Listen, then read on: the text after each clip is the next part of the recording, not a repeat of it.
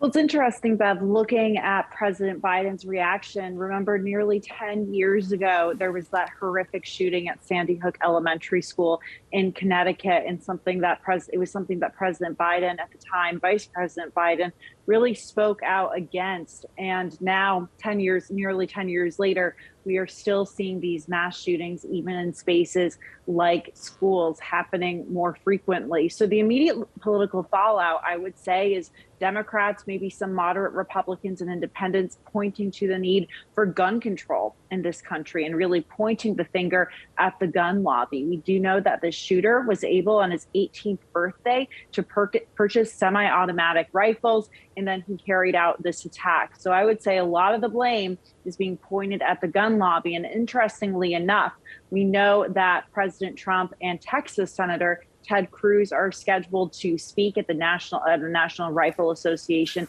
event in the coming days. We don't know whether that will happen at this point. The NRA is not necessarily getting the most positive press coverage today in the United States. Yes.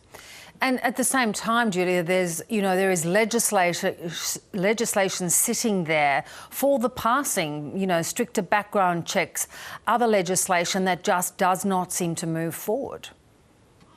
Absolutely. And I think this, once again, can go back to the gun lobby, or a lot of critics of the gun lobby would say that these lawmakers, particularly on the Republican side, are beholden to the gun lobby. And this is why we have not seen this legislation go through. And in the Senate, Bev, especially as we're headed into a midterm election year, you're going to hear quite a bit about the filibuster going forward. It's a parliamentary procedure that allows legislation on issues like gun control, for example, to be passed with a simple majority. Right now, we know that to pass pass legislation like gun control, Democrats would need 60 votes in the Senate. Well, they only have 51, and that includes Kamala Harris's tie-breaking vote as vice president. So, definitely a helpless feeling, I would say, among a lot of lawmakers, particularly Democrats this morning. But I think a lot of critics also say that Democrats have dropped the ball on this as well in terms of prioritizing this issue.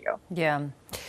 You talk of Trump and Cruz potentially meeting again and continuing to whip up this kind of division on these kind of contentious issues, which makes it hard. It is interesting that Trump's candidates are having mixed success in some of the primary elections, and Georgia was another good example overnight.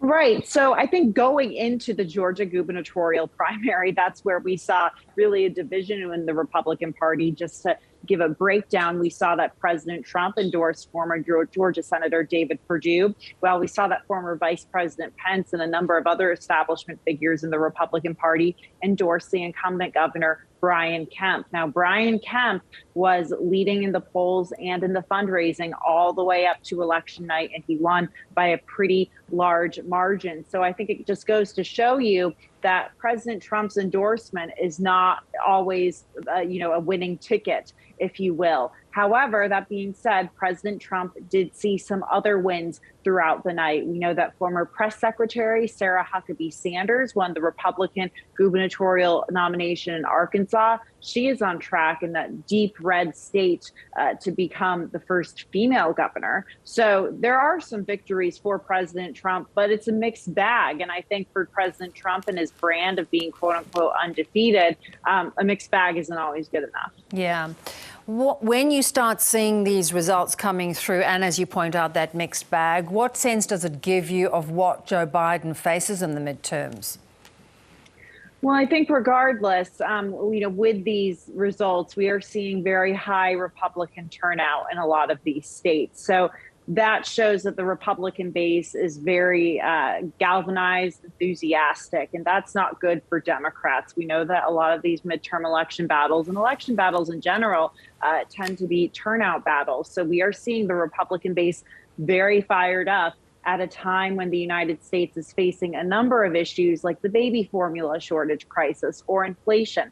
That's all happening under Joe Biden's watch. So, I hate to politicize a tragedy like what happened yesterday in Texas, but I think we're going to see a lot of Democrats really talk about the importance of electing pro-gun control candidates, which tend to be Democrats, to elected offices. So, the issue game going forward, I think, could change, but the economy has always been a top concern for American voters. Yes, and sometimes, as you point out, galvanizes the Republican side, many of whom are very pro-guns. Julia, thank you so much, as always. Thank you.